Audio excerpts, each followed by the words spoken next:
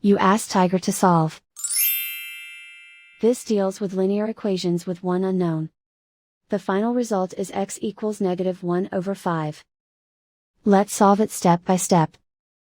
Simplify the expression. Expand the parentheses. Multiply the coefficients. Simplify the arithmetic.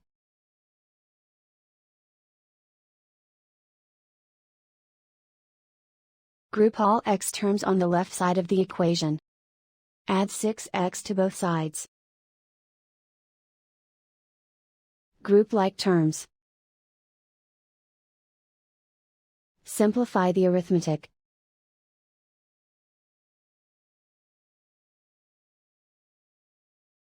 Group all constants on the right side of the equation. Subtract 2 from both sides. Simplify the arithmetic.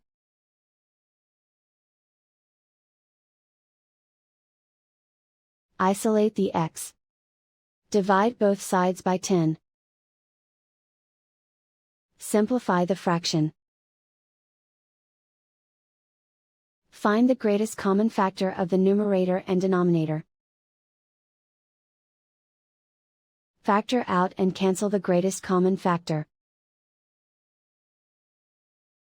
And so the final result is x equals -1/5.